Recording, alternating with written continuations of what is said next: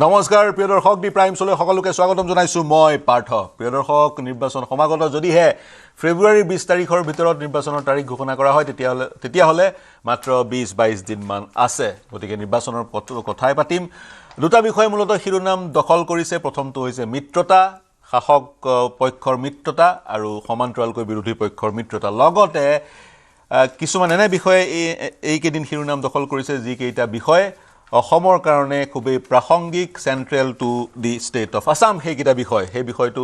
No marks for গেছিং। আপোনালোকে গম পাইছেই মিয়াৰ প্ৰসংগ, মিয়াৰ ৰাজনীতি এক প্ৰকাৰ উত্তাল কৰা পৰিলক্ষিত হৈছে ৰাজ্যৰ ৰাজনীতি। আজিৰ দিনটোতো অসমৰ মুখ্যমন্ত্ৰীগৰাকীয়ে মিয়া সম্প্ৰদায় সন্দৰ্ভত কেতবোৰ মন্তব্য কৰিছিল। তেওঁ কৈছে মিয়া বুলি যাক আমি অভিহিত কৰোঁ তেওঁলোকেই নিজকে মিয়া বুলি কয়, বা সেইসকল লোকক, পূৰ্ববংগীয় ইছলামধৰ্মী লোকসকলক বিগত সময়ত অম্বিকাগিৰি ৰয় চৌধুৰীও মিয়া বুলি কৈছে, বা ডক্টৰ হীৰেণ গোহাঁইও মিয়া বুলি কৈছে। তাৰ লগতে আপোনালোক অৱগত, কিছুদিনৰ আগতে মুখ্যমন্ত্ৰীয়ে কৈছিলে যদিহে 5 টকা বিচাৰে মিয়া ৰিক্সাৱালাই 4 টকা দিব। কি উদ্দেশ্যত কৈছিলে, বা যিসকল বিদেশী সেইসকলক এনেধৰণৰ হেঁচা প্ৰয়োগ কৰা যাওক যাতে তেওঁলোক ঘূৰি যায়, তেনেধৰণৰ মনস্তত্বৰে তেওঁ এই কথা কৈছিল নে আন কিবা অভিপ্ৰায় আছে, সেই বিষয়টো আলোচনা কৰিম। মোৰ সৈতে ষ্টুডিঅ'ত উপস্থিত আছে কংগ্ৰেছৰ নেতা গোপাল শৰ্মা, প্ৰাৰ্থিত্ব প্ৰত্যাশী, দিছপুৰ সমষ্টিত আবেদন জনাইছে। মোৰ সৈতে সংযুক্ত হৈ আছে ৰাজনৈতিক বিশ্লেষক ডক্টৰ বিমল কুমাৰ কলিতা। মোৰ সৈতে সংযুক্ত হ'ব নগাঁৱৰ বিজেপিৰ বিধায়ক ৰূপক শৰ্মা, প্ৰাৰ্থিত্বৰ দাবীদাৰ। এক প্ৰকাৰ পথ প্ৰশস্ত হৈ আছে নগাঁৱৰ কাৰণে, নগাঁও চিটটোৰ কাৰণে তেওঁৰ প্ৰাৰ্থিত্ব বিজেপিৰ পৰা। AIUDFৰ আব্দুল হাই আমাৰ সৈতে সংযুক্ত হৈ আছে, জ্যেষ্ঠ মুখপাত্ৰ। আমাৰ সৈতে সংযুক্ত হৈ আছে অসম গণ পৰিষদৰ উপসভাপতি অপূৰ্ব কুমাৰ ভট্টাচাৰ্য। মই কংগ্ৰেছৰ পৰাই আৰম্ভ কৰিছোঁ। গোপাল শৰ্মা ডাঙৰীয়া, আপোনালোকৰ মিত্ৰতাত কি হৈছে? আপোনালোকৰ মিত্ৰদলে এককভাৱে প্ৰাৰ্থী ঘোষণা কৰে। CPI 7টা সমষ্টিত প্ৰাৰ্থী ঘোষণা কৰিছে, তাৰে 2টা সমষ্টিত আপোনালোকৰ বিধায়ক আছে। তিতাবৰত তেওঁলোকে প্ৰাৰ্থিত্ব ঘোষণা কৰিছে, আন এটা সমষ্টিত নাজিৰাত ঘোষণা কৰিছে য'ত আপোনালোকৰ প্ৰাৰ্থী আছে। বুজি পোৱা গ'ল হয় যদিহে তেওঁলোকে আপোনালোকৰ যিবোৰ সমষ্টিত প্ৰভাৱ নাই বা প্ৰাৰ্থী নাই তাত প্ৰাৰ্থিত্ব ঘোষণা কৰিলেও এক পৰ্যায়লৈ বুজিব পৰা যায়। কিন্তু আপোনালোকৰ য'ত MLA আছে, শিৱসাগৰত য'ত MLA আছে, তাত CPIৰ 4জন পেনেলত 4জন লোকৰ নাম, আৰু নাজিৰা আৰু তিতাবৰতো তেওঁলোকে প্ৰাৰ্থী প্ৰক্ষেপ কৰিছে। কি ক'ব? আমাৰ যিটো বিৰোধী যিটো এলায়েন্স, সেইটো আমাৰ যিটো দিশত যাব লাগে সেইটো দিশতেই গৈ আছে। ইয়াত আপোনাৰ এনেকুৱা ধৰণৰ হয়, আপোনাৰ যেতিয়া আপোনাৰ ফাইনেলাইজেশ্যনৰ আগত অবভিয়াছলি এনেকুৱা ধৰণৰ কিছু বৰ ডাঙৰ অসম্ভৱ ঘটনা একো হোৱা নাই। তেওঁলোকে ঘোষণা কৰিম বুলি কৈছে, তেওঁলোকেতো আপোনাৰ নমিনেশ্যন ফাইল কৰা নাই, ইলেকশ্যন আপোনাৰ ইলেকশ্যন এতিয়াও ডিক্লেয়াৰ হোৱা নাই। কিন্তু আমাৰ যিটো প্ৰথম কথা হৈছে কি, অন ষ্ট্ৰেটেজিক গ্ৰাউণ্ড আমি আচলতে এইবাৰ ডিছক্ল'জ কৰিব বিচৰা নাই। সেইটো প্ৰত্যেকটো দলেই জানে, আমাৰ যাৰ লগত আমাৰ আলোচনা হৈ আছে এই বস্তুটো। আৰু কাইলৈ আপুনি চাব, কাইলৈ আমাৰ এখন ডাঙৰ এটা বৃহৎ প্ৰতিবাদ এটা আপোনাৰ হেৰি হ'ব, এটা অনুষ্ঠান এটা হ'ব SIR এগেইনষ্টে আপোনাৰ চচলত আপুনি দেখিব। গতিকে আমাৰ গোটেইখিনি অপজিশ্যন যিখিনি আমাৰ ৰাজনৈতিক দল আছে, যাৰ লগত আমি ঐক্যবদ্ধভাৱে আজি এই নিৰ্বাচনত আমি নামিম, আৰু বিজেপিক মানে হৰুৱাৰ দিশত। গতিকে তেওঁলোক প্ৰত্যেকজনেই অহাকালিৰ এই অনুষ্ঠানত তেওঁলোক থাকিব, আৰু এইটোৱেই আপোনাৰ ইংগিত বহন কৰিছে যে আমাৰ এলায়েন্সৰ যিটো আমাৰ দিশে আমি যিটো গৈছোঁ, অপজিশ্যন যিটো ঐক্যবদ্ধভাৱে যাতে এই 2024 নিৰ্বাচন। কালি প্ৰতিবাদী সমদল আছে, আপোনালোকৰ প্ৰতিবাদী সমদলত বিৰোধী মিত্ৰজোঁটৰ প্ৰতিটো দলৰ নেতৃত্ব থাকিব। আপুনি কৈছে আপোনালোকৰ ষ্ট্ৰেটেজি মুকলিকৈ আপোনালোকে কোৱা নাই, কিন্তু ইয়াৰ বিপৰীতে আপোনালোকৰ যি ষ্ট্ৰেটেজি, সেই ষ্ট্ৰেটেজি যেন ৰাইজৰ দলে নামানে। তেওঁলোকে আন এক মন্তব্য বিভিন্ন সময়ত কৰা পৰিলক্ষিত হয়, যি মন্তব্য আপোনালোকে কৰা মন্তব্য সদৃশ নহয়। গতিকে ৰাইজৰ দলৰ প্ৰসংগত কি ক'ব বিচাৰিব? উদাহৰণস্বৰূপে আজি এই ৰাইজৰ দলৰ এগৰাকী প্ৰতিনিধিয়ে ক'লে মাৰ্ঘেৰিটা সমষ্টি, যিটো সমষ্টিত প্ৰদ্যুৎ বৰদলৈ পুত্ৰ প্ৰতীক বৰদলৈ প্ৰাৰ্থিত্ব প্ৰত্যাশী আবেদন জনাইছে, তেওঁলোকৰো এগৰাকী প্ৰাৰ্থী তাত আছে। গতিকে এনেবোৰ কিন্তু জটিলতা ক'ৰবাত নহয় ক'ৰবাত আছে। আপোনাৰতো এইটো চবতে আপোনাৰ যেনেকৈ আপোনাৰ অসম গণ পৰিষদ আৰু ভাৰতীয় জনতা পাৰ্টীৰ মাজতো এই কথাবিলাকতো আপোনালোকে এইটো অ'পন ছিক্ৰেটটো নহয়, এইটো ওলাই আছে কথাখিনিতো আপোনালোকে চবেই জানে যে এইবুলি তেওঁলোকে ইমানখিনি চিট বিচাৰিছে, আগতকৈ হেৰি কৰিব, তেনেকুৱা কথাবিলাক। এইটো স্বাভাৱিক কথা যে আপোনাৰ যেতিয়া এনেকুৱা ধৰণৰ আপোনাৰ এলায়েন্স কিছুমান হয়, আৰু এলায়েন্স পাৰ্টনাৰবিলাকে ডেফিনেটলি তেওঁলোকে মেক্সিমাম আপোনাৰ চিটতেই তেওঁলোকে কণ্টেষ্ট কৰিবৰ কাৰণে চেষ্টা কৰে, আৰু তেনেকুৱা ধৰণৰ কিছুমান আমি এইবাৰ খালি আমি পৰাপক্ষত যিমান দূৰ সম্ভৱ যে সাংবাদ মাধ্যমৰ সন্মুখত নহয় আমাৰ মাজত এই বস্তুটো হৈছে দুই এটা ইফাল ইফাল অকণমান হৈছে যদিও ইমান সাংঘাতিক এইটো হোৱা নাই য'ত নেকি গোটেই বোলে প্ৰচেষ্টাটোৱেই বিফল হৈ যোৱাৰ বিকল হৈ যোৱাৰ তেনেকুৱা পৰিস্থিতিৰ সৃষ্টি হোৱা নাই এইটো আমাৰ একদম জাগাত আছে ডিৰেইল হোৱা নাই এইটো জাগাত আছে আৰু এইটো আমি কৈছোঁ আপোনাৰ একদম ঠিক সময়ত এই বস্তুটো আপোনাৰ ডিছক্ল'জ কৰা হ'ব আৰু কেতিয়া আহিব ঠিক সময় সেইটো আমি কিয় আপোনাক জনাম এইটো আমাৰ আমি জনাম আমি অবভিয়াছলি আমি আমাৰ যাৰ লগত এলায়েন্স হ'ব তেওঁলোকে জানিব তেওঁলোকৰ লগত জানিব এইটো তেওঁলোকে জানিব আৰু তেওঁলোকে ভালকৈ জানে তেওঁলোকৰ লগত ইভিন আলোচনা এতিয়াও হৈ আছে মোক জনাব নালাগে আপুনি কিন্তু দৰ্শকে জানিব বিচাৰিছে কাৰণে মই বিষয়টো উত্থাপন কৰিছোঁ ৰাইজে এটা কথা এইটো প্ৰত্যেক আমাৰ গোটেই সমগ্ৰ অসমবাসীয়ে এইটো আপোনাৰ বিচাৰিছে যে আমাৰ এটা অপজিশ্যন নে ইউনাইটেডলি বিজেপিৰ এগেইনষ্টে যুঁজক আৰু এই স্বৈৰতান্ত্ৰিক এই চৰকাৰখন অসমৰ পৰা আঁতৰাব লাগে তাৰ দিশত আমাৰ কংগ্ৰেছ এই অপজিশ্যনে কাম কৰাত তেওঁলোকে সমৰ্থ হ'ব বুলি সকলোৱে চাই আছে অসমৰ একাংশই বিচাৰিছে মেজৰিটি অংশই এইবাৰ বিচাৰিছে মই একাংশ বুলি ক'লোঁ হয় আপুনি মেজৰিটি বুলি কৈছে মই একাংশ বুলি ক'লোঁ মই পূৰ্ব ভট্টাচাৰ্য ডাঙৰীয়া আপোনাৰ ওচৰলৈ যাব বিচাৰিছোঁ আপুনি কি মন্তব্য আগবঢ়াব শেহতীয়াকৈ মুখ্যমন্ত্ৰীৰ মন্তব্য শুনা পালোঁ অসম গণ পৰিষদে যদি বিচাৰে 126খনতে তেওঁলোকে প্ৰতিদ্বন্দ্বিতা কৰিব পাৰে যদিহে বিচাৰে ৰাজনৈতিক দল বিচাৰিবই সাংগঠনিক শক্তি প্ৰদৰ্শন কৰিব বিচাৰিবই কিন্তু সমষ্টিভেদে কিছুমান সমষ্টি অসম গণ পৰিষদক এৰি দিয়া হ'ব সেই মন্তব্য মুখ্যমন্ত্ৰী কিন্তু বহুকেইটা সমষ্টি ৰঙানদী মুখ্যমন্ত্ৰী স্পষ্ট কৰি দিছে বিজেপি প্ৰাৰ্থী থাকিব য'ত আকৌ খুমটাইত অসম গণ পৰিষদে খুমটাই সমষ্টিটো বিচাৰি আছে তেনেধৰণৰ যদি মই তেনেধৰণৰ 10-15টা সমষ্টি গণি দিব পৰা যায় যিকেইটা সমষ্টিত অসম গণ পৰিষদ আৰু বিজেপিৰ মাজত কিছু সংঘাত পৰিলক্ষিত হৈছে বিশ্বনাথ সমষ্টি আপোনালোকে বিসৰ্জন দিছিলে প্ৰবীণ হাজৰিকা বিধায়ক হৈ থকা সত্ত্বেও সেই সমষ্টিটোত বিজেপিৰ প্ৰাৰ্থী আছিলে ইয়াৰ আগৰটো নিৰ্বাচনত গতিকে তেনে সমষ্টি বহুকেইটা আছে গতিকে আজিৰ তাৰিখত অসম গণ পৰিষদ আৰু বিজেপিৰ মাজত যি এই সমষ্টিক লৈ যি এই প্ৰক্ৰিয়া সেই প্ৰক্ৰিয়াক আপুনি কি দৃষ্টিভংগীৰে চাই কেনেদৰে বিশ্লেষণ কৰে গোটেই কথা বতৰাখিনি এটা যোগাত্মক দৃষ্টিভংগীৰে আমি গ্ৰহণ কৰি আহিছোঁ কাৰণ 2026ত NDAৰ চৰকাৰ অসমত হ'ব আৰু NDAৰ চৰকাৰ হোৱাৰ ক্ষেত্ৰত এখন শক্তিশালী ৰাষ্ট্ৰ নিৰ্মাণৰ উপৰিও সমৃদ্ধিশালী অসম আৰু এক অনিৰুদ্ধ যাত্ৰা অব্যাহত থকা অসমখনক আগবঢ়াই নিয়াৰ লক্ষ্যৰে অসম গণ পৰিষদ দলে আমি মিত্ৰতাৰ পাশত আবদ্ধ হৈ আছোঁ আৰু স্বাভাৱিকতে 1985 চনত অগপই চৰকাৰ গঠন কৰিছিল 1996ত অসম গণ পৰিষদে চৰকাৰ গঠন কৰিছিল সেই দৃষ্টিভংগীৰ উপৰিও আজিলৈকে 126টা বিধানসভা সমষ্টিত 84টা বিধানসভা সমষ্টিত আমি এবাৰকে জয়লাভো কৰিছোঁ হাতীৰ প্ৰতীকে গতিকে স্বাভাৱিকতে এটা মিত্ৰতাৰ মাজত থাকিলেও প্ৰত্যেকটো দলৰ নিজৰ শক্তিৰ কথা আছে আৰু অসম গণ পৰিষদ দলে সকলোবিলাক কথা এখন শক্তিশালী চৰকাৰ গঠনৰ লক্ষ্যৰে আমি অংশীদাৰ হোৱাৰ বাবে এই কথাটো আমাৰ মনত দৃঢ়ভাৱে আছে হয় আপোনালোক দীৰ্ঘদিনীয়া মিত্ৰদল ভাৰতীয় জনতা পাৰ্টিৰ সৈতে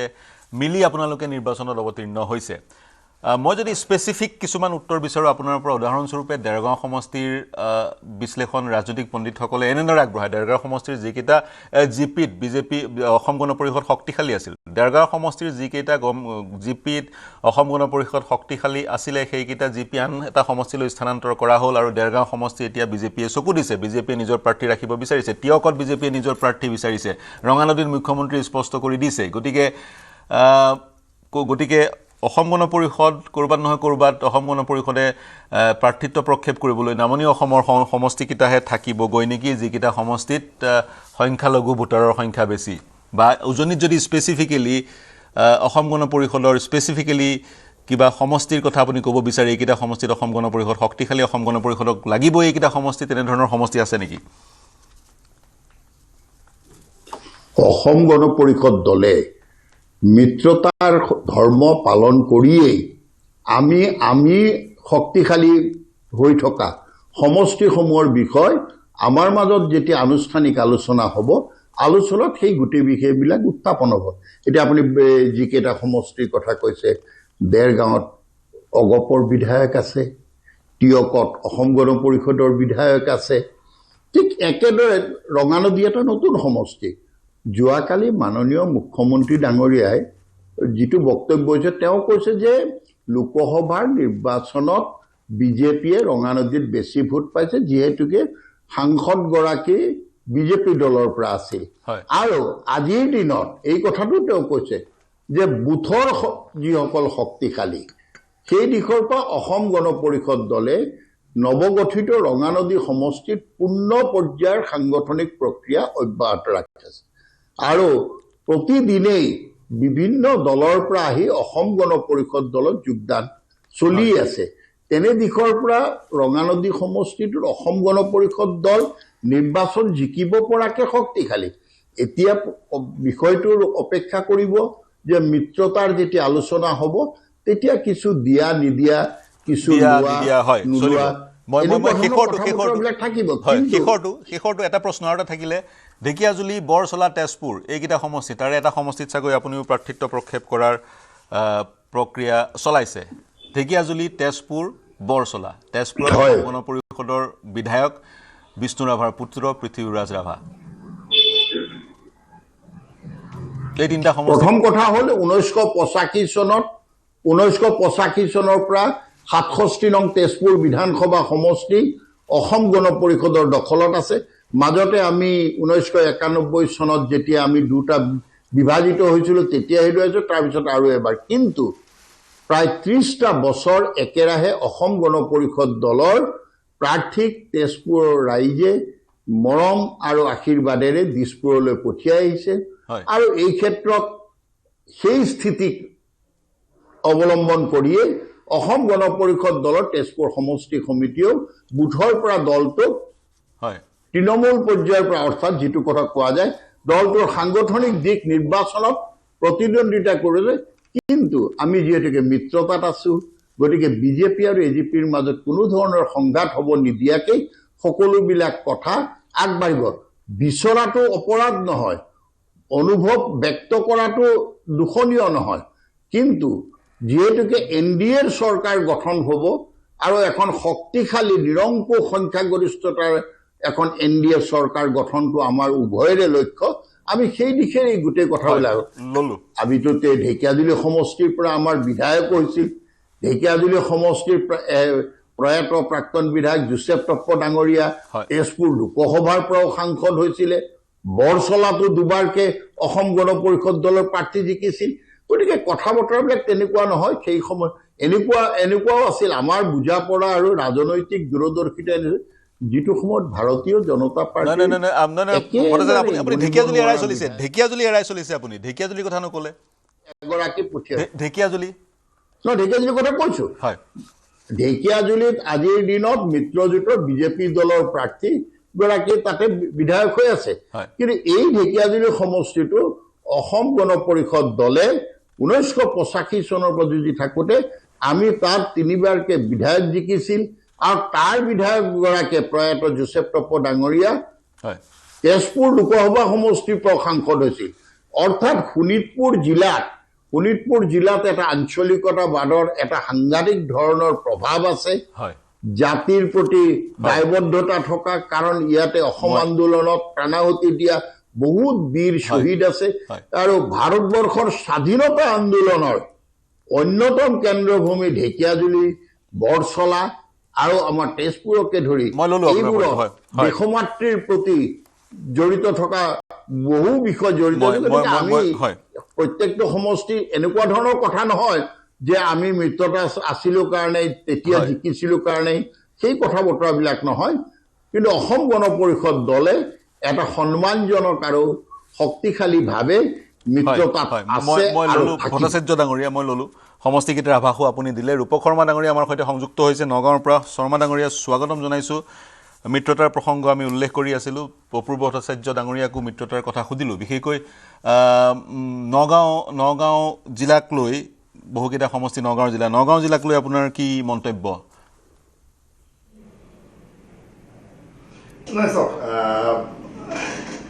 যিহেতু আমাৰ লগত অসম গণ পৰিষদ বা আন দলসমূহৰ মিত্ৰতা আছে মিত্ৰতাৰ কোন চিট খেলিব কেনেকৈ খেলিব এইটো ওপৰ মহলত সিদ্ধান্ত হ'ব আৰু এই বিষয়ত ইতিমধ্যে বহুতো আগবাঢ়ি গৈছে মুখ্যমন্ত্ৰী বক্তব্য শুনা পাইছে কিন্তু যিহেতু নগাঁও বটদ্ৰৱা বৰ্তমান য'ত আমি বিধায়ক হৈ আছোঁ বহৰমপুৰ যিটো বিজেপি দলৰ পৰা যোৱাবাৰো ইয়াৰ প্ৰতিদ্বন্দ্বিতা হৈছিলে যোৱাবাৰো আমি ইয়াৰ বিধায়ক জিকিছে আৰু তেনেকৈ পেলাই কলিয়াবৰ বা আমাৰ যিটো অসম গণ পৰিষদৰ কাৰ্যবাহী সভাপতি কেশৱ মহন্ত ডাঙৰীয়া তেখেত জয়ী হৈছিলে আৰু যিটো ৰহাত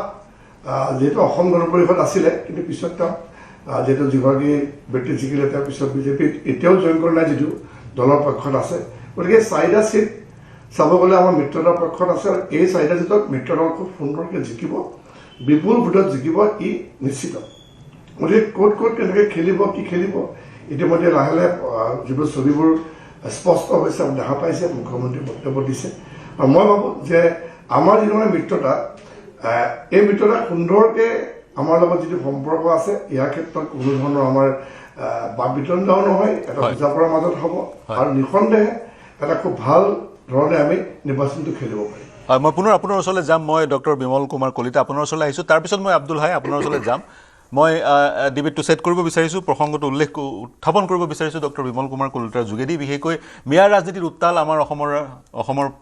ৰাজনৈতিক ক্ষেত্ৰখন অতি সম্প্ৰতি মুখ্যমন্ত্ৰীয়েও কেতবোৰ মন্তব্য কৰিছে সেই মন্তব্যবোৰৰ কথা মই আৰম্ভণিতে কৈছিলোঁৱেই আপুনি কি প্ৰতিক্ৰিয়া প্ৰকাশ কৰিব এইবাৰ নিৰ্বাচনত মিয়াৰ ৰাজনীতি অন্যতম এটা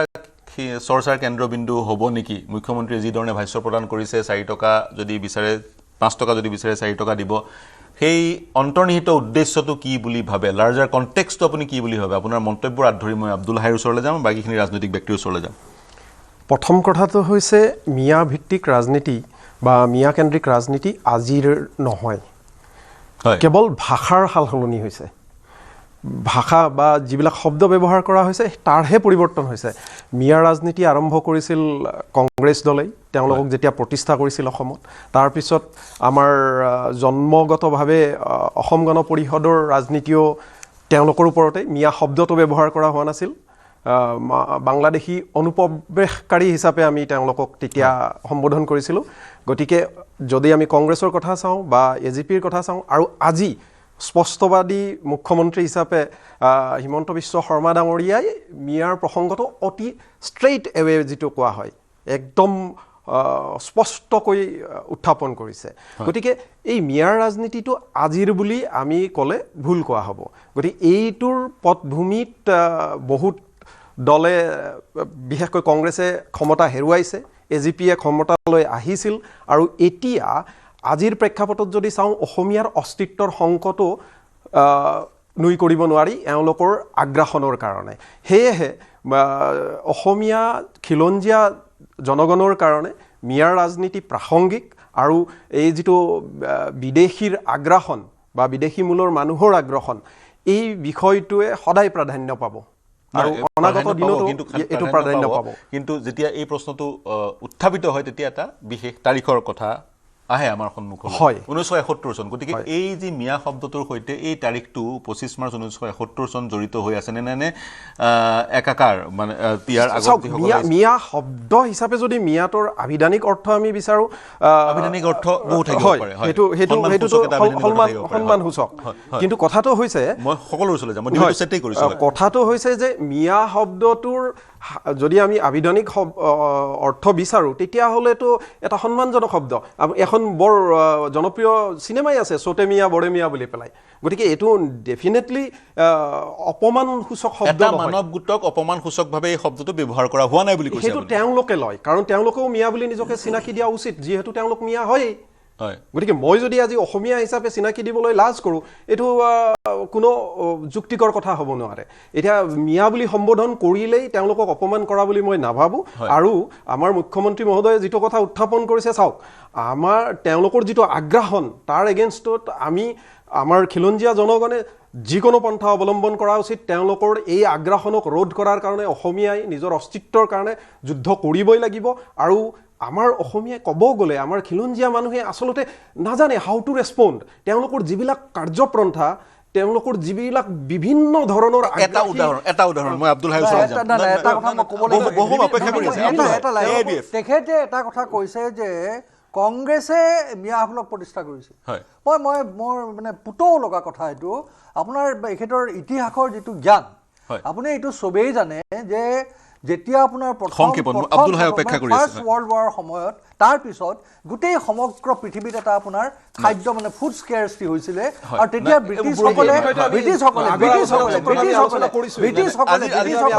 ব্ৰিটিছসকলে বাংলাদেশৰ পৰা সেই সময়ৰ পূব পাকিস্তান মানুহ আনি গ্ৰ' মোৰ ফুডছ এইটোৰ কাৰণে আনিছিলে গতিকে তেওঁ যিটো মানে কথা কৈছে কংগ্ৰেছে প্ৰতিষ্ঠা কৰিছিলে তেখেত এজন মানে অধ্যাপক হিচাপে তেখেতৰ এইটো জ্ঞান মানে মোৰ পুতৰ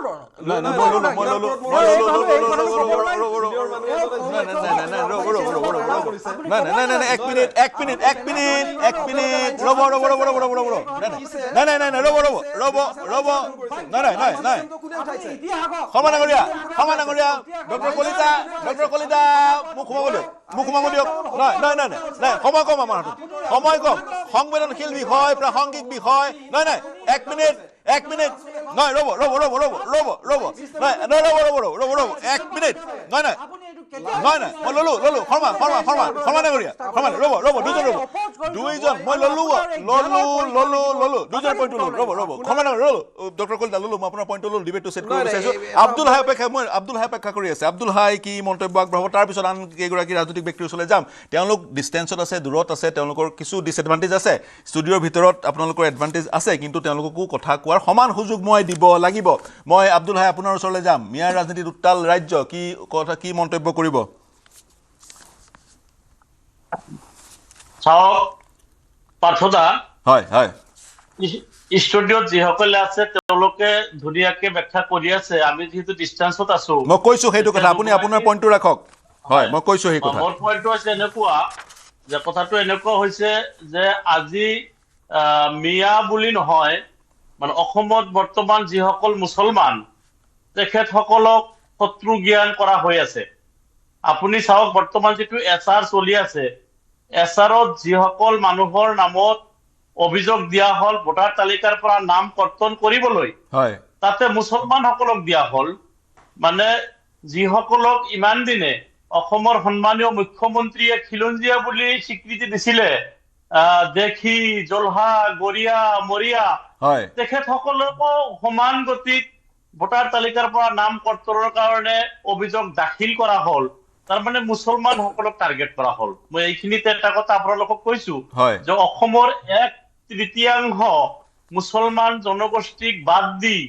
আমি এটা উন্নত ৰাজ্য আশা কৰিব নোৱাৰো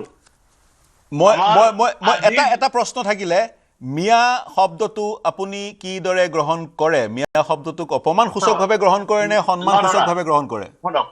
মিয়াৰ আবিধানিক অৰ্থটো যথেষ্ট সন্মানসূচক শব্দ কিন্তু আজিৰ প্ৰেক্ষাপটত অসমৰ মাননীয় মুখ্যমন্ত্ৰীদেৱে মানে মিয়া শব্দটোক অসমৰ মাননীয় অনলি মুখ্যমন্ত্ৰী নহয় মানে বিজেপিৰ প্ৰবক্তাসকলে মিয়া শব্দটোক এনেকা ধৰণে তেওঁলোকে উপস্থাপন কৰিব খুজি আছে যেন মিয়া শব্দটো এটা গালিত পৰিণত কৰিছে কিন্তু আমাক মিয়া বুলি ক'লে আমি দুখ প্ৰকাশ নকৰো মিয়া যেহেতু সন্মানজনক শব্দ কিন্তু যেতিয়া আমি এই মিয়াসকলক বা অসমত বসবাস কৰা মুছলমানসকলক অচিনাকি ব্যক্তি তেখেতসকলক কষ্ট দিয়াটোই মোৰ কাম 5 টকা ভাড়া হলে তোমালোকে 4 টকা দিবা আৰু ময়ে নিৰ্দেশ দিছো ভোটাৰ তালিকাৰ পৰা নাম কৰ্তন কৰিবলৈ মানে বিজেপি কৰ্মীসকলক ট্ৰেইন আপ কৰি অভিযোগ দাখিল কৰিবলৈ এই কথাবিলাকে আমাক ভাবাক্ৰান্ত কৰে যে কিদৰে এখন ৰাজ্যৰ মুখ্যমন্ত্ৰীয়ে সেই ৰাজ্যখনৰ 1/3 মানুহখিনিৰ ওপৰত এটা আক্ৰোশমূলক এটা মানে বিহেভিয়াৰ আক্ৰোশমূলক এটা মনোভাৱ পোষণ কৰি ৰাখিছে এইটোৱে আমি অলপ আচৰিত হৈছো আজি ষ্টুডিঅ'ৰ জৰিয়তে অসমৰ সন্মানীয় মুখ্যমন্ত্ৰী মহোদয়ক কৈছো যে আপুনি যেতিয়া মানে নিৰ্দেশ দিলে আপোনাৰ হাই ডাঙৰীয়া এটা শংকা অনা মুছলমান লোকসকলৰ মাজত আছে হিন্দু ধৰ্মাৱলম্বী লোকসকলৰ মাজত আছে তেওঁলোকৰ অৰ্থনৈতিক অধিকাৰ তেওঁলোকৰ সামাজিক অধিকাৰ ইষ্ট পাকিস্তান পূৰ্ববংগ বাংলাদেশৰ পৰা যিহেতু 1971 চনত বাংলাদেশ গঠন হৈছিলে বাংলাদেশৰ পৰা অহাৰ অৱকাশ নাথাকে বাংলাদেশৰ পৰা আহিলে তেওঁলোক বিতাড়িত হ'ব গতিকে ইষ্ট পাকিস্তান পূৰ্ববংগৰ পৰা বিভিন্ন কালখণ্ডত প্ৰব্ৰজিত লোকসকলে অসমীয়া লোকসকলৰ বা যিসকল অনা মুছলমান লোক তেওঁলোকৰ অৰ্থনৈতিক আৰু সামাজিক অধিকাৰ খৰ্ব কৰিছে এই শংকা আছে এই শংকা দূৰ কৰিবলৈ আপোনালোকে উপযুক্ত পদক্ষেপ গ্ৰহণ কৰা আমি পৰিলক্ষিত কৰা নাই এইটো এটা ৰাজনৈতিক নেৰেটিভ আজি আমি 1971 চনৰ 24 মাৰ্চৰ মিডনাইটৰ আগত অহা যিখিনি মানুহ অসম চুক্তি আৰু মহামান্য উচ্চতম ন্যায়ালয়ে অসমীয়া বুলি স্বীকৃতি দিছে, এই মানুহখিনিত অসমৰ সমাজ জীৱনত যথেষ্ট অৱদান আছে। কৃষি কৰ্মৰ পৰা আৰম্ভ কৰি, নিৰ্মাণ কৰ্মৰ পৰা আৰম্ভ কৰি, ক্ষুদ্ৰ ব্যৱসায়ৰ পৰা আৰম্ভ কৰি কোনটো কামত আমি অসমৰ মানে উন্নতিৰ কাৰণে কাম কৰা নাই। কিন্তু এক মিনিট সময় দিয়ক, যে মুখ্যমন্ত্ৰী মহোদয়ে যেতিয়া বিজেপি দলৰ কৰ্মকৰ্তাসকলক 7 নম্বৰ ফৰ্ম ফিল-আপ কৰি ভোটাৰ তালিকাৰ পৰা নাম কৰ্তন কৰিবৰ কাৰণে বৈধ ভাৰতীয় নাগৰিকৰ নামত অভিযোগ দাখিল কৰিছে, তেতিয়া তেখেতে 7 নম্বৰ ফৰ্মৰ ডিক্লাৰেশ্যনটো পঢ়ি চাব লাগিছিলে। ডিক্লাৰেশ্যনত স্পষ্টভাৱে কোৱা আছে, ৰিপ্ৰেজেন্টেশ্যন অফ পিপুল এক্ট 1950 ক্লজ 31 কৈছে যদি মিছা বুলি প্ৰমাণিত হয় তেওঁ যে অভিযোগখিনি অভিযোগকাৰীয়ে 1 বছৰ কাৰাদণ্ড হ'ব পাৰে, নাইবা 1000 টকা জৰিমনা হ'ব পাৰে। এই মুখ্যমন্ত্ৰী মহোদয়ৰ নিৰ্দেশত যেতিয়া বিজেপি কৰ্মীসকলে অভিযোগটো দিলে, তেখেতসকলে কিন্তু ধনক ডিক্লাৰেশ্যনটো পঢ়া নাই। আজি যে অভিযোগসমূহ যে ভুৱা হ'ল, মিছা হ'ল, এতিয়া এই জৰিমনাটো বা এই শাস্তিটো কোনে পাব? মই ললো আপোনাৰ পইণ্টটো, মই ললো, আছে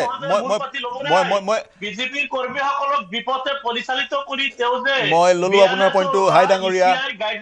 ডাঙৰীয়া, মুখ্যমন্ত্ৰী মহোদয়ে মই আব্দুল হাই, মই পুনৰ আপোনাৰ ওচৰলৈ আহি মই আনসকলৰ ওচৰলৈ যাব লাগিব। মই এই বিষয়টো, যিটো বিষয় আমি আলোচনা কৰি আছোঁ, প্ৰাসংগিক বিষয়, অসমৰ কাৰণে গুৰুত্বপূৰ্ণ বিষয়, সংবেদনশীল বিষয়, মই নগাঁৱৰ বিধায়ক ডাঙৰীয়া আপোনাৰ দৃষ্টিভংগী এই বিষয়টোত জানিব পাৰিম। মুখ্যমন্ত্ৰীৰ মন্তব্যক কেন্দ্ৰ কৰি কিছু প্ৰতিক্ৰিয়াৰ সৃষ্টি হৈছে বা গোটেই বিষয়টোৱে চৰ্চা লাভ কৰিছে, চৰ্চাৰ কেন্দ্ৰবিন্দু হৈ পৰিছে এই বিষয়টো। গতিকে আপোনাৰ দৃষ্টিভংগী জানিব বিচাৰিম। ৰূপক শৰ্মা ডাঙৰীয়া। নাই ছাৰ, গোটেই কথাটো এনেকুৱা ধৰণৰ, আমি স্পষ্ট আমাৰ জাতিটোৰ কাৰণে সংকট প্ৰত্যাহ্বানটো কিহত? মিয়াৰ আগ্ৰাসন। যিটো আগ্ৰাসন মিয়াৰ যোৱা সময়ত দেখা পালে, এতিয়া কংগ্ৰেছৰ যিগৰাকী ব্যক্তি বহিছে তেখেতে মিয়াৰ কংগ্ৰেছে অনা বুলি কওঁতে তেওঁ যেতিয়া তেওঁ উত্তেজিত হৈছে, আচলতে যে কাৰ দিনত মিয়াৰ আগ্ৰাসনটো হ'ল, কোনে আনিছে যে গৌমৰ ফুটৰ কাৰণে আহক, যি নহওক আহক। কিন্তু যোৱা সময়ছোৱাত আপুনি যদি সমীক্ষা চায়, আপুনি যদি নগাঁৱতে এইখন জিলাৰ যদি আপুনি যদি পপুলেশ্যন পেটাৰ্ণটো চায়, যোৱা 20 বছৰ 25 বছৰৰ পৰা আগ্ৰাসনটো কাৰ হৈছে, কেনেকৈ হৈছে? এই আগ্ৰাসনটোৰ ফলত জাতিটোৰ অস্তিত্বৰ সংকটটো যে নামি আহিছে, তাৰ প্ৰস্তুত এইখন চৰকাৰে কাম কৰি কৰিছে। কাৰণ এইখন হৈছে জাতি মাটি ভেটিৰ চৰকাৰ, জাতিটোৰ ক্ষেত্ৰত দায়বদ্ধ চৰকাৰ। অসমীয়া জাতিটোৰ কাৰণে দায়বদ্ধতা আছে। আজি দেখা পাইছে ভোটৰ স্বাৰ্থত তুষ্টিকৰণ কৰি কৰি এটা পাৰ্টিকুলাৰ, মই মিয়া সম্প্ৰদায় বুলিয়ে কৈছোঁ, তেওঁলোকক যি ধৰণে য'তে ত'তে খালী মাটি থাকিবলৈ বহাই দিয়ে, য'ত ত'ত লুটপাট কৰা আৰম্ভ কৰি দিয়ে। এই যে প্ৰত্যাহ্বানবোৰ যে জাতিটোৰ কাৰণে আহিলে, ইয়াত ডাঙৰ ডাঙৰ যিসকল পলিটিকেল লিডাৰ আছিলে, কংগ্ৰেছৰে হওক বা UDFৰে হওক, তেনেকৈ বাধা দিব পৰা নাই কিয়? আজি যদি চাই যে আপুনি চাবচোন, যেতিয়াই ক্ৰাইম হয় কোনখিনি মানুহে কয়। গতিকে এই মিয়াৰ আগ্ৰাসনটোৰ কাৰণে আমি প্ৰত্যাহ্বান দিছোঁ। আৰু এই ধৰণে হওঁতে জাতিটোৰ সমস্যা দেখা পাইছে আপোনালোকে, যে অসমৰ ৰাইজে 1979 চনৰ পৰা 85 চনলৈকে বিদেশী বহিষ্কাৰ আন্দোলন কৰিবলগীয়া অৱস্থা হৈছিলে। কাৰ কাৰণে? আজি সেই প্ৰত্যাহ্বানটোৰ কাৰণে আজি মিয়াৰ যিটো আগ্ৰাসনৰ কাৰণে অস্তিত্ব সংকটত পৰিছে অসমীয়া জাতিটো। আৰু সেইটো এইখন চৰকাৰে হ'ব নিদিয়ে, মুখ্যমন্ত্ৰী মহোদয়ে হ'ব নিদিয়ে। আৰু সবলভাৱে শক্তিশালীভাৱে ৰূপক শৰ্মা ডাঙৰীয়া এটা গুৰুত্বপূৰ্ণ কথা কৈছে আপুনি। ৰূপক শৰ্মা ডাঙৰীয়া, আপোনাৰ মন্তব্যৰ পৰাই মই এই প্ৰশ্নটো উত্থাপন কৰিছোঁ। আপুনি কৈছে যোৱা 20 বছৰত, আপুনি নিজৰ জিলাখনৰ গৃহ জিলাখনৰ কথা কৈছে, যোৱা 20 বছৰত সেই জিলাখনলৈ মিয়া মানুহৰ আগ্ৰাসন হৈছে, মিয়া মানুহ আহিছে। আৰু সেইখন জিলাৰে, নগাঁও জিলাৰে বহুকেইটা সমষ্টিত আজিৰ তাৰিখত 99% ইছলাম ধৰ্মী লোক, 90 পৰা 99%, ঢিঙেই কওক বা চামগুৰিয়েই কওক, নৱগঠিত চামগুৰিয়েই কওক। গতিকে তেনেস্থলত আপুনি বৰ গুৰুত্বপূৰ্ণ এটা কথা কৈছে। সেই যোৱা 20টা বছৰত, অৰ্থাৎ 2005 বা 2000 চন বুলিয়ে ধৰিলোঁ, 2000 চনৰ পিছতো নগাঁও জিলাত আগ্ৰাসন বা মিয়াৰ প্ৰৱজন ঘটি আছে। 10 বছৰ আগৰ কথা কৈছোঁ মই, 2015 কথা কৈছে আপুনি। মই কৈছোঁ যে 10 বছৰ আগত, তাৰমানে কংগ্ৰেছৰ শাসনকালত, কংগ্ৰেছৰ 15 বছৰ শাসনত যে আছিলে, সেই সময়ত যিটো আগ্ৰাসনৰ কথা মই কৈ আছোঁ। হয়, কংগ্ৰেছৰ আগ্ৰাসনৰ কথা আপুনি ৰাখিছে। মই পুনৰ আপোনাৰ ওচৰলৈ যাম, অসম গণ পৰিষদৰ ওচৰলৈ যাব বিচাৰিম। অপূৰ্ব ভট্টাচাৰ্য ডাঙৰীয়া আপোনাৰ পৰা প্ৰতিক্ৰিয়া বিচাৰিম অসম আন্দোলনৰ প্ৰসংগ এই ক্ষেত্ৰত উত্থাপিত হয় আৰু যিহেতু এই বিষয়টোৱে চৰ্চাৰ কেন্দ্ৰবিন্দু হৈ আছে আৰু মুখ্যমন্ত্ৰী মহোদয়ে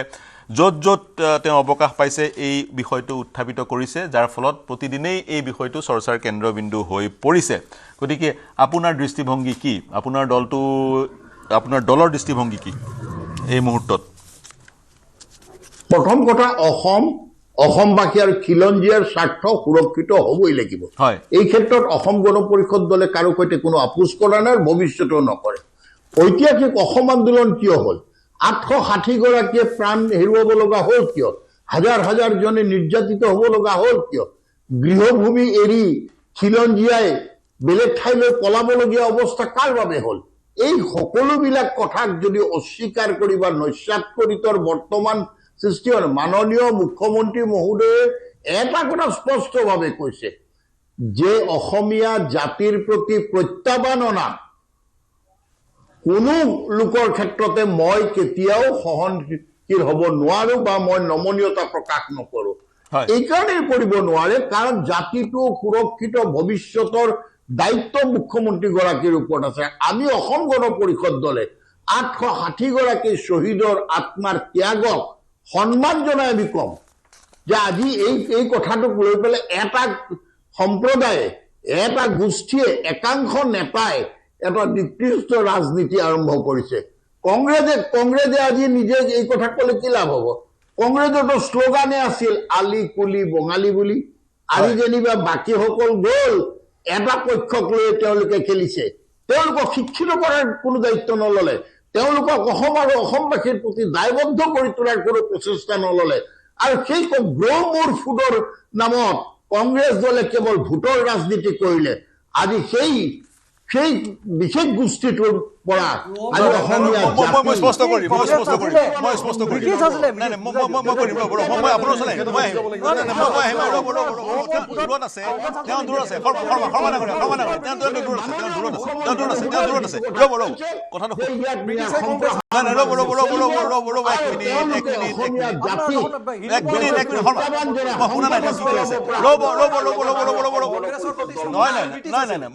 ৰ'ব অৰ্থাৎ মোৰ এটা প্ৰশ্ন ৰ'ব এক মিনিট এটা প্ৰশ্ন মই আহিম গোপাল শৰ্মা এক মিনিট অপূৰ্ব ভট্টাচাৰ্য ডাঙৰীয়া ৰ'ব এটা প্ৰশ্ন মই আহিম আপোনাৰ শৰ্মা ডাঙৰীয়া ৰ'ব এক মিনিট সুবিধা পাব শৰ্মা ডাঙৰীয়া ৰ'ব মই দিম সময় দিম দুইগৰাকীয়ে সময় পাব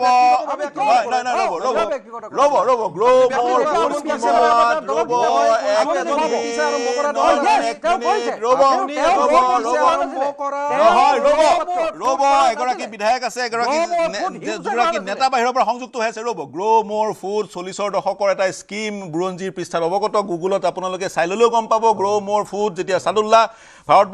অসমৰ প্ৰধানমন্ত্ৰী আছিলে দ্বিতীয় বিশ্বযুদ্ধৰ সময়ত তেতিয়া ছাদুল্লাহ ভাৰতৰ প্ৰধানমন্ত্ৰী অসমৰ প্ৰধানমন্ত্ৰী হৈ থাকোঁতে তেতিয়াৰ পূৰ্ববংগৰ পৰা পূৰ্ববংগৰ মৈমনসিং জিলাৰ আন জিলাসমূহৰ পৰা কিছু কৃষক আনিছিলে বুজন সংখ্যক কৃষক আনিছিলে কৃষক কিয় আনিছিলে অসমত চাউলৰ খেতি কৰিবলৈ সেই চাউল দ্বিতীয় বিশ্বযুদ্ধৰ সময়ত ব্ৰিটিছক প্ৰয়োজন হৈছিলে এক মিনিট ৰ'ব এটা তাৰিখৰ কথা প্ৰসংগ ৰ'ব অপূৰ্ব ভট্টাচাৰ্য ডাঙৰীয়া মোৰ এটা প্ৰশ্ন আপোনালোক থাকি গ'ল ভট্টাচাৰ্য ডাঙৰীয়া 1971 চন 25 মাৰ্চৰ তাৰিখটো 25 মাৰ্চ 1971 চন এই বিশেষ তাৰিখটোৱে ক'ৰবাত নহয় ক'ৰবাত অন্তৰায়ৰ সৃষ্টি কৰিছে নেকি অসমীয়াৰ প্ৰতি ভাবুকি যদি মিয়াসকলে সৃষ্টি কৰিছে তেতিয়া সেই ভাবুকি আঁতৰোৱাৰ ক্ষেত্ৰত 1971 চন যিটো চনৰ পৃষ্ঠপোষক আপোনালোক যিটো চনৰ সৃষ্টি হৈছিল আপোনালোকৰ কাৰণে সেই চনটোৱে অন্তৰায়ৰ সৃষ্টি কৰিছে নেকি সেইকাৰণেই অসম চুক্তিৰ 6 নং দফা প্ৰতিটো দফা পুংখানুপুংখৰূপে কাৰ্যকৰী কৰি খিলঞ্জীয়া জাতি জনগোষ্ঠীক শংকামুক্ত কৰা ভাষা সাহিত্য সংস্কৃতি আৰু আমাৰ ভূমিখণ্ড সুৰক্ষিত কৰি ৰখাটো আমাৰ প্ৰথম দায়িত্ব আৰু সংকল্প অসমৰ ক্ষেত্ৰত কোনোবাই প্ৰত্যাহ্বান সৃষ্টি কৰিব কাৰোবাৰ নিকৃষ্ট ৰাজনীতিয়ে নতুন প্ৰজন্মৰ ভৱিষ্যত অন্ধকাৰ কৰিব সেইকাৰণে অসম চুক্তিৰ 6 নং দফা এতিয়া প্ৰতিটো দফা ইয়াক কাৰ্যকৰী কৰিবৰ কাৰণে বৰ্তমান ডক্টৰ হিমন্ত বিশ্ব শৰ্মা ডাঙৰীয়াৰ চৰকাৰখনে এই আগভাগ লৈছে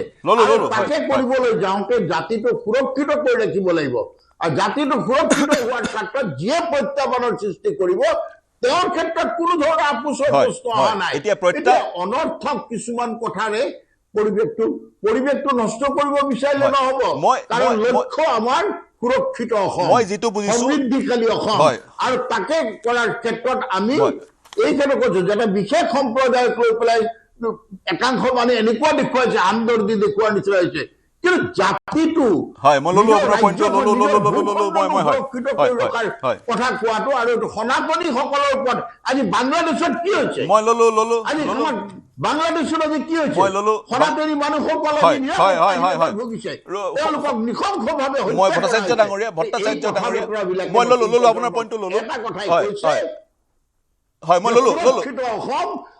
মই ললো আপোনাৰ পইণ্টটো ডাঙৰীয়া আপোনাৰ পইণ্টটো ললো মই কংগ্ৰেছৰ ওচৰলৈ আহিম তাৰপিছত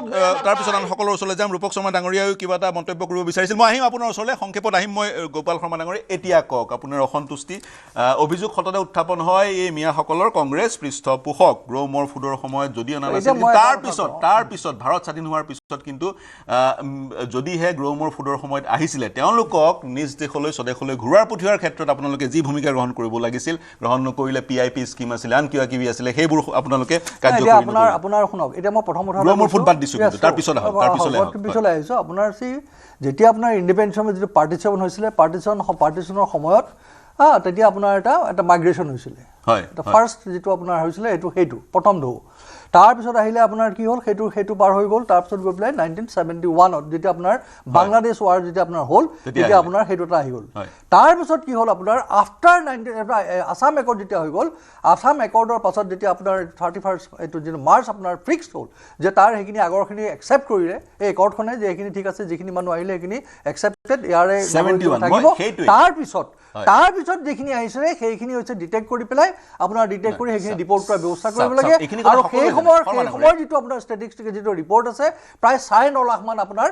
সেই ডেটটোৰ কাট অফ ডেটৰ পাছত সোমাইছিলে আৰু তাৰ বেছিভাগ সেই ৰিপৰ্ট মতে তাৰ বেছিভাগেই আছিলে মানে গুৰু সংখ্যকেই আছিলে আপোনাৰ হিন্দু 1971 চনৰ পিছত যিসকল তাৰ আহিছিলে তাৰ পৰা যিখিনি আহিছিলে সোমাইছিলে পাছত তাৰ মেজৰিটি কিন্তু আছে হিন্দু বাংলাদেশী বাংলা ভাষী মানুহেই আছিলে এইখিনি এতিয়া আপোনাৰ কি হৈছে আপুনি চাওক এতিয়া আপোনাৰ এইটোৰ সময়ত আপোনাৰ এখন আছু এটা ডাঙৰ এটা আন্দোলন হৈ গ'ল আন্দোলনৰ পাছত অসম গণ পৰিষদ আপোনাৰ পাৰলৈ আহিলে আপোনাৰ 85ৰ পৰা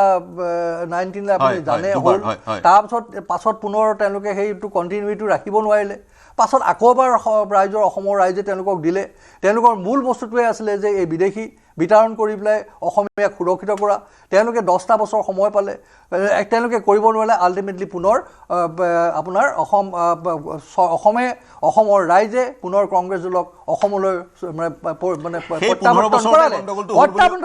এতিয়া মই কওঁ এই প্ৰত্যাৱৰ্তন কৰাৰ সময়ত বৰ্তমান যিগৰাকী মুখ্যমন্ত্ৰী তেখেত আমাৰ সেই সময়ৰ মুখ্যমন্ত্ৰী তৰুণ গগৈ ডাঙৰীয়া একবাৰ চবতকৈ মানে শক্তিশালী হাত আছিল তেখেতেই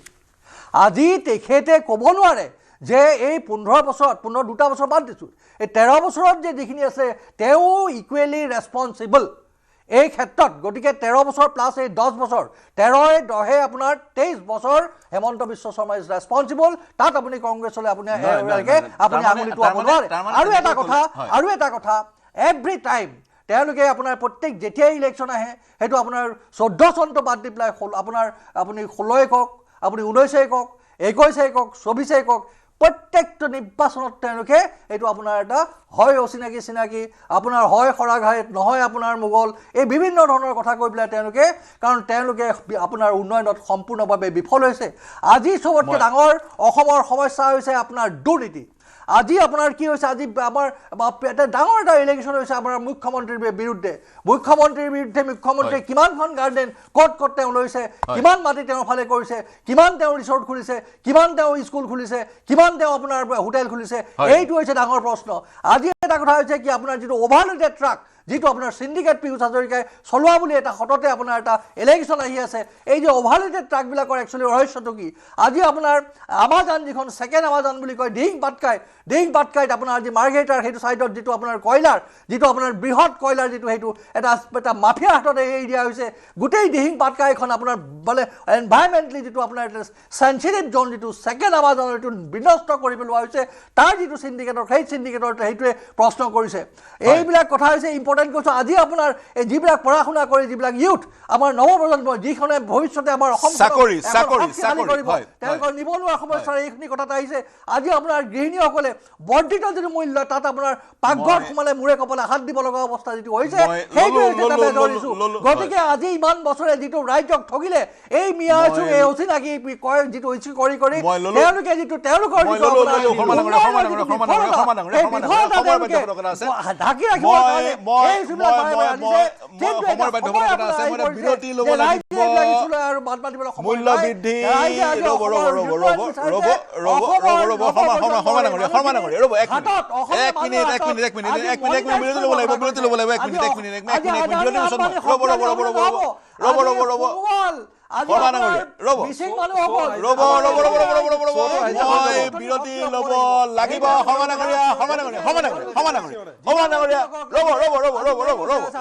মই চিনিব লগাইছোঁ সমানাংগৰীয়া ৰ'ব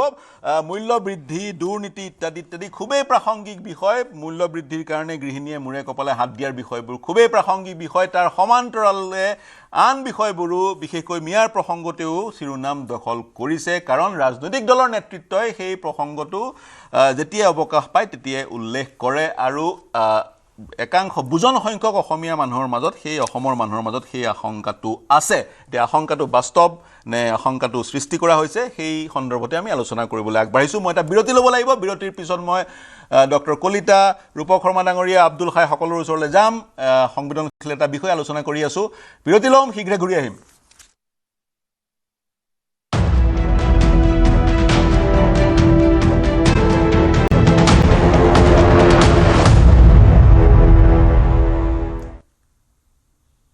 নমস্কাৰ প্ৰিয় দৰ্শক পুনৰ স্বাগতম জনাইছোঁ দি প্ৰাইম শ্বলৈ সকলোকে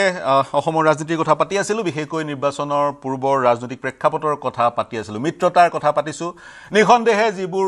বিষয় বিভিন্ন ৰাজনৈতিক দল উত্থাপন কৰিছে মূল্য বৃদ্ধি বা দুৰ্নীতি সেই বিষয়বোৰ প্ৰাসংগিক তাৰ সমান্তৰালে প্ৰাসংগিকতা লাভ কৰিছে আন এক বিষয়ে মিয়াৰ বিষয়টোৱে মিয়াৰ শব্দটোৱে এইবাৰ বেছি শিৰোনাম দখল কৰিছে যদিও বা অবৈধ প্ৰব্ৰজন পূব পাকিস্তান বা বাংলাদেশৰ পৰা এই বিষয়টোৱে 1985 চনৰ পৰা অসমৰ প্ৰতিটো আন্দোলনত শিৰোনাম দখল কৰিছে বা চৰ্চাৰ কেন্দ্ৰবিন্দু হৈ আছিলে এইবাৰো অন্য এক ধৰণেৰে এই বিষয়টোৱে চৰ্চাৰ কেন্দ্ৰবিন্দু হৈছে মই ডক্টৰ কলিতা আপোনাৰ ওচৰলৈ যাম তাৰপিছত ৰূপক শৰ্মা ডাঙৰীয়া আপোনাৰ ওচৰলৈ যাম প্ৰথমতে ডক্টৰ কলিতা আপুনি আৰম্ভণিতে ডিবেটটো সেট কৰিছিলে আপোনাৰ দৃষ্টিভংগীৰে আৰু কি ক'ব বিচাৰিব সমাধান সূত্ৰ ক'ত কেনেকৈ নে অনন্তকাললৈ এই যুঁজখন চলি থাকিব চাওক মই আগতেও এবাৰ কৈছিলোঁ যে এইটো সভ্যতাৰ যুঁজ আচলতে আমি যদি অভাৰঅল চাওঁ আৰু এই সভ্যতাৰ যুঁজ সেই সোমনাথ মন্দিৰৰ ধ্বংসৰ দিনৰ পৰাই চলি আহিছে এতিয়াও চলি থাকিব আৰু এইটোৰ কাৰণে আমি যুদ্ধ দিবই লাগিব এইটো 2026ৰ পৰা এক্সেক্টলি এইটো সভ্যতাৰ যুঁজ অৰ্থাৎ আপুনি গোটেই ভাৰতবৰ্ষখনৰ কথা সামগ্ৰিকভাৱে কৈছে আমি অসমৰ কথা যদি অসমৰ কথা যদি ক'ব যাওঁ চাওক মই একচুৱেলি ব্যক্তিগত হ'ব বেয়া পাওঁ কংগ্ৰেছৰ মুখপাত্ৰগৰাকী বৰ্ষিয়ান কিন্তু তেখেতে কিছুমান তুলুঙা মন্তব্য দিছে সেইবোৰত মই বাৰু সময় নষ্ট কৰিব নোখোজো প্ৰথম কথা হৈছে চাওক আমি যদি আজিৰ প্ৰেক্ষাপটত অসমৰ ৰাজনীতিৰ ক্ষেত্ৰখন চাওঁ এক নম্বৰ হৈছে যে এণ্টি ইনকামবেঞ্চি আছে নেকি অসমত দুটা ঠাইত প্ৰবল এণ্টি ইনকামবেঞ্চি আছে সেইটো হৈছে মিয়া অধ্যুষিত অঞ্চলত প্ৰবল এণ্টি ইনকামবেঞ্চি আছে আৰু এটা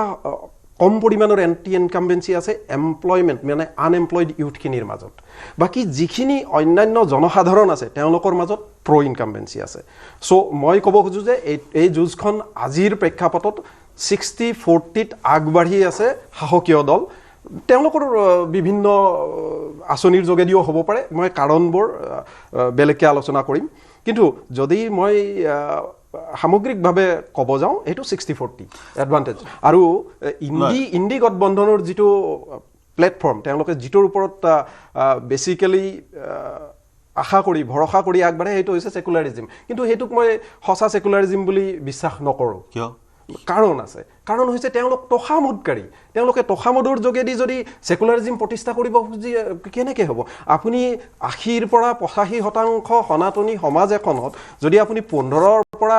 20% মুছলমানক কেন্দ্ৰ কৰি ৰাজনীতি কৰে কথা কৈছে অসমৰ কথা কওক অসমতো অলৰেডি 40-60 হৈছেগৈ হয় 40-60 তাতোতো তেওঁলোকে সংখ্যা গৰিষ্ঠ আৰু সংখ্যা লঘিষ্ঠৰ মাজত যিটো তেওঁলোকে চাওক এতিয়া 40% হৈছে বুলি আপুনি কৈছে 2027 চনৰ সেন্সাছত আমি সেই কথা গম পাম এতিয়া এই যে 40% 34 পৰা 40% হ'ব এই যে 40% এই 40%ৰ 12% মান খিলঞ্জীয়া বা 1826 চনৰ পূৰ্বৰ ইছলাম ধৰ্মী লোক থাকিব আৰু তাৰ পিছত বাকিখিনি পূৰ্ববংগীয় ইছলাম ধৰ্মী লোক থাকিব হয় আপুনিতো এই আন্ডু কৰি দিব নোৱাৰে এই কথাটো 40% যে অসমৰ মুছলমান লোক হ'ল সেই কথাটো আন্ডু কৰি দিব নোৱাৰে এতিয়া যদিহে তেওঁলোক ভাবুকি তেওঁলোকৰ বিৰুদ্ধাচৰণ কৰি এই যুঁজখন অনন্তকাললৈ যদি চলি থাকে সেই যুঁজখন কেৱল মাত্ৰ বিজেপিয়ে চলাই যাব পাৰে বুলি আপুনি ভাবে নেকি চাওক আজিৰ পৰিস্থিতিত মই ভাবো কংগ্ৰেছটো কোনো পধ্যে সেই যুদ্ধত নাই যে তেওঁলোকে খিলঞ্জীয়াৰ হকে কাম কৰি অসমৰ ৰাজনৈতিক অধিকাৰ খিলঞ্জীয়াৰ হাতত ৰাখিবলৈ বদ্ধপৰিকৰ তেনেকুৱাটো মোৰ একেবাৰেই নালাগে বিজেপিৰ কিছুমান নীতিগত বিৰোধ আমাৰ থাকিব পাৰে কিন্তু তেওঁলোকে যিটো দৰ্শন বা যিটো গতিৰে খিলঞ্জীয়াৰ কাৰণে কাম কৰিছে হেতু পৰিস্ফুট হৈছে আৰু সাধাৰণ অসমীয়া খিলঞ্জীয়া ৰাইজে হেতু কাৰ্যপন্থাত দেখিবলৈ পাইছে আপুনি অৰ্থাৎ নিবনুৱা সমস্যা আছে কিন্তু সনাতনী সভ্যতাৰ সুৰক্ষা প্ৰদান কৰিছে নিবনুৱা সমস্যা আছে কিন্তু হয় নিবনুৱা সমস্যা আছে বস্তু কৈছো প্ৰখৰ এন্টি ইনকামবেন্সি আছে মিয়াখিনিৰ মাজত আৰু সাধাৰণ এন্টি ইনকামবেন্সি আছে আনএমপ্লয়েড ইউথৰ মাজত মই ৰূপক শৰ্মা ডাঙৰীয়া আপোনাৰ ওচৰলৈ যাব বিচাৰিছো আপোনাৰ প্ৰতিক্ৰিয়া লম আপুনি এটা পূৰ্বতেও ব্ৰেকৰ পূৰ্বেও এটা প্ৰতিক্ৰিয়া দিব বিচাৰিছিলে আপোনাৰ মন্তব্য জানিম নগাঁও জিলা এক মিনিট আমাক ক'ব বিচাৰিছো হয় কওক শৰ্মা ডাঙৰীয়া কওক এটা কথা মই ক'ব বিচাৰিছোঁ তাৰমানে যিগৰাকী কংগ্ৰেছৰ মুখপাত্ৰগৰাকী ক'লে যে মুখ্যমন্ত্ৰী যেতিয়া কংগ্ৰেছত আছিলে বা মুখ্যমন্ত্ৰী সেই সময়ত কংগ্ৰেছৰ কথা মই কোৱাই নাই স্পৰ্টছমেন তেখেতে বহি আছে টকছত এটা তেখেতে মিয়াৰ এগেইনষ্টে কথা কওকচোন কাইলৈ তেখেতক দলৰ পৰা উলিয়াই দিব এইটো যে তুষ্টিকৰণ কংগ্ৰেছৰ আজি মই এই কথা কৈছোঁ যে বটদ্ৰৱা থান য'ত গুৰুজনৰ জন্মস্থান তাত আগ্ৰাসনটো এনেকুৱাকৈ আগ্ৰাসন তাত মাটি যিধৰণে বেদখল হৈছিলে আজি য'ত শ্ৰীমন্ত শংকৰদেৱ অসমীয়া জাতিৰ প্ৰাণ প্ৰতিষ্ঠাতা য'ত ল'ৰালি কালটো শৈশৱ কালটো অতিবাহিত কৰিছিলে ঢিং এই যে আপোনাৰ বৃহৎ এৰিয়া একেবাৰে আপোনাৰ ৰামপুৰ সত্ৰৰ পৰা ডুমডুমীয়াৰ পৰা আৰম্ভ কৰি পেলাই এটা বৃহৎ এৰিয়া আজি তাত আপুনি অসমীয়া হাতত মাটি নাই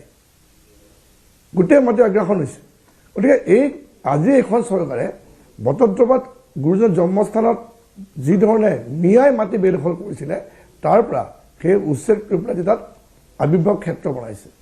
এইখন হৈছে বিজেপি চৰকাৰ আমাক যেতিয়া মাননীয় মুখ্যমন্ত্ৰী মহোদয়ে সত্ৰ যিখন আয়োগৰ দায়িত্ব দিছিলে অসমৰ ইমূৰৰ পৰা সিমূৰত আমি ঘূৰি আছিলোঁ আমি দেখা পাইছিলোঁ বটদ্ৰৱাত আৰম্ভ কৰি পেলাই একেবাৰে বৰপেটা সত্ৰৰ বা আমাৰ বৃহৎ এৰিয়া অসমৰ ইমূৰৰ পৰা সিমূৰলৈ কি ধৰণে মাটি আগ্ৰাসন হৈছিলে এইবিলাক কোনে কৰিছিলে এইবিলাকতো মিয়াই কৰিছে কাৰ দিনত কৰিছিলে কংগ্ৰেছে যদি ৰঙা দলিচা পাৰি নিদিলেহেঁতেন কংগ্ৰেছে যদি তুষ্টিকৰণৰ যদি ৰাজনীতি নকৰিলেহেঁতেন ভোটৰ স্বাৰ্থ যদি হাতত নবহালেহেঁতেন আজি অসমৰ এই পৰিস্থিতি নহ'লহেঁতেন গতিকে গোটেই দায়িত্ব হৈছে কংগ্ৰেছৰ দিনত আৰু কংগ্ৰেছে সেইকাৰণে দায়ী কংগ্ৰেছে কেতিয়াও এইসকল ব্যক্তিৰ কাৰণে মাত মাতিব নোৱাৰে আৰু সেইকাৰণে আমি কওঁ যে আমি জাতিটোৰ সুৰক্ষাৰ ক্ষেত্ৰত আমি কাম কৰিব লাগিব দ্বিতীয় কথাটো হৈছে যে আপুনি কৈছে যে নিবনুৱা সমস্যা মই নাই বুলি কোৱা নাই কিন্তু এখন চৰকাৰে 1,56,000 চাকৰি কোনো ধৰণৰ এপইচাৰ দুৰ্নীতি নোহোৱাকৈ স্পষ্টভাৱে যিটো নিকাভাৱে দিছে এইটো এটা ইতিহাসত পৰিণত হৈছে এইটো সহজ কথা নহয় দ্বিতীয়তে যিখিনিয়ে চাকৰি পাবতো মেধা সম্পন্ন কাৰণ কংগ্ৰেছৰ দিনত আপুনি জানে যে একেবাৰে APSC পৰা তললৈকে আহি পেলাই অংগনবাদী কৰ্মীলৈকে পইচা নিদিলে চাকৰি নাপাইছিলে চাকৰিটো পইচা নিদিলে নাপাইছিলে সৰু এটা আঁচনি হ'লেও মাজত দালালক পইচা নিদিলে নাপাইছিলে এইটো সেই সময় সকলোৱে গম পায় কিন্তু আজি তাৰিখত দেখা পাইছে যে চাকৰি একেবাৰে নিকাভাৱে দিয়াই নহয় যিসমূহ মানুহে চাকৰি নাপায় তেওঁলোকক মুখ্যমন্ত্ৰীয়ে CM ট্ৰিপুল আঁচনি য'ত 2 লাখ টকাকৈ নিবনুৱাসমূহক সংস্থাপিতৰ কাৰণে দিছে যিমানখিনি পাৰিছে আৰু যিধৰণে আপোনাৰ ছেমি কণ্ডাক্টৰ ইণ্ডাষ্ট্ৰী আনি 27,000 নিবনুৱা যুৱকক সংস্থাপিতৰ কাৰণে পৰিকল্পনা কৰিছে এটা বৃহৎ পৰিকল্পনা এইবোৰ কথাটো আন্তঃগাঁথনি উন্নয়ন হোৱা নাই ডেভেলপমেণ্ট হোৱা নাই তেনেহ'লে তেখেতসকলে কোনখন চচমা পিন্ধিছে মই নাজানো কাৰণ আজি তাৰিখত 5 বছৰত আপোনালোকে অসমৰ যিটো উন্নতি শিখৰত আগুৱাই গৈছে যদি উন্নয়ন চাবলৈ যদি আহে সমষ্টিবিলাকলৈ আহক আমাৰ সমষ্টিবিলাকলৈ আহক আমি উন্নয়ন দেখাই দিম হয় মই ল'লোঁ আপোনাৰ পইণ্টটো ল'লোঁ শৰ্মা ডাঙৰীয়া মোৰ এটা সৰু প্ৰশ্ন সংক্ষেপত আপোনাৰ পৰা উত্তৰটো বিচাৰিম উন্নয়নৰ কথা কৈছে আৰু চৰকাৰী চাকৰি দি নিবনুৱা সমস্যাৰ সমাধান কৰিব নোৱাৰি সেই কথা আমি সকলো অৱগত জানো তেওঁলোকক সংস্থাপনৰ বাট দেখুৱাই দিব লাগিব যিটো আপুনি দাবী কৰিছে চৰকাৰে কৰিছে বা বিভিন্ন সময় চৰকাৰে কৰা পৰিলক্ষিত হয় পুনৰ যদি মই এই মিয়াৰ প্ৰসংগটোৰ এটা প্ৰশ্ন আপোনাক সোধো নগাঁৱৰ আপুনি নগাঁও প্ৰতিনিধিত্ব কৰে একেখন তোলাচনীৰে 100% মিয়াক আমি চাব পাৰোঁনে এনে একাংশ মিয়া থাকিব যিবোৰ অসমীয়া জীৱনশৈলীৰ সৈতে বা অসমীয়াত্বৰ সৈতে বিলীন হৈছে সেই সকলো থাকিব নহয় জানো মানে সেইটো কথা আমি কেতিয়াও নকওঁ আমি খিলঞ্জীয়া যিখিনি মুছলমান মানুহ আছে আমি কেতিয়াও কোৱা নাইকিয়া আমি কি কৰিছোঁ যে আগ্ৰাসন কোনে কৰিছে আপুনি নিজেও দেখা পাইছে যে এই গোটেই কথাবিলাকত যে গোটেই আজি আপোনালোকৰ অসমীয়া জাতিটোৰ অস্তিত্ব সংকটত কোনে পেলাইছে যোনে পেলাইছে সেইবিলাক কথা আমি কৈ আছোঁ হয় আজি যিখিনি আমাৰ খিলঞ্জীয়া মুছলমানসকল তেওঁলোকৰ কাৰণে আমি কোৱা নাইকিয়া গতিকে এই কথাটো আপোনালোকে নিশ্চিত থাকক যে হয় জাতিটোৰ ক্ষেত্ৰত বহু মুছলমানৰ যিখিনি অৱদান আছে আমি নিয়োগ কৰিব নোৱাৰোঁ সেইটো হয় কিন্তু একে সমান্তৰালভাৱে আজি যিখিনি মানুহক একে সন্মানত হানি কৰিছে কাৰণ এক শ্ৰেণীৰ যিখিনি মুছলমান যিখিনি লোক আছে আমাকে বহুতে কয় যে এইসকল মানুহৰ কাৰণে আজি আমাৰ সন্মান নাইকিয়া হৈছে এইসকল মানুহৰ কাৰণে আজি আমি লাজ পাইছোঁ যেতিয়া ক'ৰবাত যেতিয়া বেয়া কাম এটা হয় টিভিত যেতিয়া নামবিলাক আহি যায় ক'ৰবাত যেতিয়া এটা খুব মানে এটা অসামাজিক কাম হয় নামবোৰ যেতিয়া আহি যায় তেতিয়া বহু মানে লাজ পায় এটা উশৃংখল যিবিলাক মানুহ আছে এইবিলাক মানুহৰ কাৰণে যে আজি এই অৱস্থাটো হৈছে হয় আব্দুল হাই কি মন্তব্য কৰিব বিধায়ক ডাঙৰীয়াৰ প্ৰতিক্ৰিয়াৰ কথাটো হৈছে যে আজি যিটো পৰিৱেশ আৰু পৰিস্থিতি অসমৰ যি সময়ত অসমৰ মাননীয় মুখ্যমন্ত্ৰী মহোদয়ে যে আমাৰ নলত কিয় পানী ওলোৱা নাই ঠিকাদাৰে কিয় বিল বিচাৰি ৰাজপথত আন্দোলন কৰিবলগীয়া হৈছে যি সময়ত মূল্য বৃদ্ধিয়ে গৃহিণীক অস্থিৰ কৰিছে যি সময়ত নিবনুৱা সমস্যা অসমখন জৰ্জৰিত যি সময়ত মুখ্যমন্ত্ৰীয়ে চিন্তা কৰিব লাগিছিল ব্ৰহ্মপুত্ৰ নদীৰ গৰাখহনীয়াৰ স্থায়ী প্ৰতিৰোধৰ কথাটো যি সময়ত তেখেতে তেজপুৰ বিশ্ববিদ্যালয়ৰ শৈক্ষিক পৰিৱেশৰ কথা ক'ব লাগিছিলে যি সময়ত তেখেতে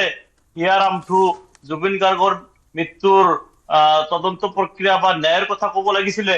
সেই সময়ত মুখ্যমন্ত্ৰীয়ে অসমবাসীক ৰিক্সা চালকৰ 5 টকাৰ ভাড়া 4 টকা দি 1 টকা চানকাৰী মানে খোৱাৰ কথা কৈ আমি অসমীয়া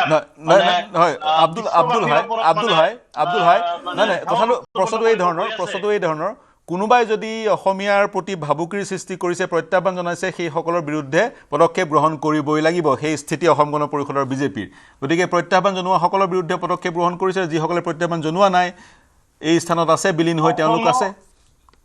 অসম আৰু অসমীয়াৰ প্ৰতি প্ৰত্যাহ্বান সৃষ্টি কৰা কোনো শক্তিকে আমি সমৰ্থন নকৰোঁ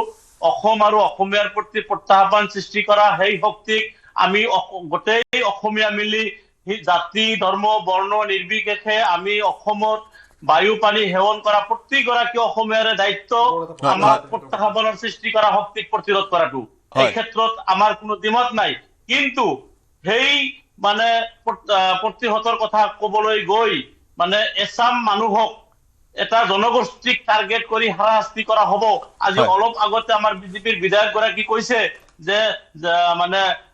খিলঞ্জীয়া মুছলমানসকলৰ প্ৰতি আমাৰ কোনো বিদ্বেষ ভাৱ নাই যদি নাই মুখ্যমন্ত্ৰী মহোদয়ৰ নিৰ্দেশত কিয় তেখেতসকলৰ অসম গণ পৰিষদৰ ওচৰত যাব লাগিব আব্দুল হাই ল'লো আপোনাৰ পইণ্টটো এই কথাটো আপুনি পূৰ্বতেও কৈছে অপূৰ্ব ভট্টাচাৰ্য ডাঙৰীয়াক মোৰ হাতত সময় কম আব্দুল হাই ডাঙৰীয়া ল'লো ভট্টাচাৰ্য ডাঙৰীয়া ৰ'ব মই অসম গণ পৰিষদৰ পৰা মন্তব্যটো লৈ লওঁ তেওঁৰ ওচৰলৈ যোৱা নাই মই বহু সময় অপেক্ষা কৰি আছে অপূৰ্ব ভট্টাচাৰ্য ডাঙৰীয়া শেষৰটো মন্তব্য মন্তব্য বুলিবলৈ এটাই মাননীয় মুখ্যমন্ত্ৰী ডাঙৰীয়াই NDA চৰকাৰৰ নেতৃত্ব দিছে অসমত আৰু অসমীয়া জাতিৰ সুৰক্ষিত ভৱিষ্যত কোনো ধৰণৰ উপঢৌকন নিদিয়াকে উপযুক্ত শিক্ষিত হয় তেওঁৰ সংযোগ বিচ্ছিন্ন হৈছে শৰ্মা ডাঙৰীয়া আপোনাৰ কি ক'বলগীয়া আছিলে প্ৰথমতে এটা কৈছো এতিয়া আপোনাৰ ধৰক এন্টি ইনকামবেঞ্চিৰ খুব কম সময় 30 এন্টি ইনকামবেঞ্চিৰ কথা যেটো ক'লে যে ইউথৰ মতত এন্টি ইনকামবেঞ্চি আছে এটা কথা পাহৰি নাযাব যে ভাৰতবৰ্ষ এখন যুৱ দেশ গতিকে যে যুৱ সমাজৰ এন্টি ইনকামবেঞ্চিৰ মাজত যে এন্টি ইনকামবেঞ্চি তেনে কিমান huge this anti incumbency can be আৰু এটা কথা কওঁ যে অৰ্থনীতি আজি আপোনাৰ এইখন আপোনাৰ সাৰ্ভে ওলাই গৈছে আপোনাৰ ইকনমিক সাৰ্ভে ওলাই গৈছে য'ত নেকি তেওঁলোকে 6.8 to 7.2% আপোনাৰ গ্ৰোথ দেখুৱাইছে জিডিপি 8% কিন্তু মানে আপোনাৰ ইন্টাৰনেশ্যনেল মনিটৰী ফাণ্ডে আপোনাৰ তেওঁলোকে কৈছে নেশ্যনেল একাউণ্টছৰ যিটো আপোনাৰ কোৱালিটি দ্যাট ইজ সি গেটৰ দ্যাট ইজ ডাউটফুল গতিকে আপোনাৰ ইকনমিক কণ্ডিশ্যন যিটো ভাৰতবৰ্ষ আৰু ষ্টেটৰ কথাটো ক'বই নালাগে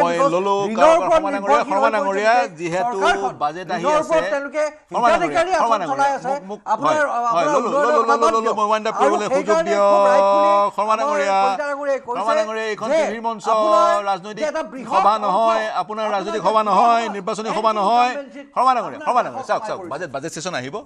আমি কালিৰ পৰা চাগৈ এই বিষয়বোৰৰ সন্দৰ্ভত কথা পাতিম এইবাৰ টেক্স কালেকশ্যনো কম হোৱাৰ আমি খবৰ পাইছোঁ টেক্স কালেকশ্যন যদি কম হয় অপেক্সখিনি চৰকাৰে কেনেদৰে আগবঢ়াই লৈ যাব অপাৰেশ্যনেল এক্সপেণ্ডিচাৰ কেনেদৰে আগবঢ়াই লৈ যাব সেয়া লক্ষণীয় হ'ব পাতিম আজি মই অনুষ্ঠান সামৰিব লাগিব এই চিন্তাৰ সমলৰে মোৰ সৈতে সংযুক্ত হোৱাৰ কাৰণে গোপাল শৰ্মা ডক্টৰ বিমল কুমাৰ কলিতা ৰূপক শৰ্মা ডাঙৰীয়া আব্দুল হাই ডাঙৰীয়া অপূৰ্ব ভট্টাচাৰ্য ডাঙৰীয়া সকলোকে ধন্যবাদ জ্ঞাপন কৰিছোঁ প্ৰিয় দৰ্শক শুভৰাত্ৰি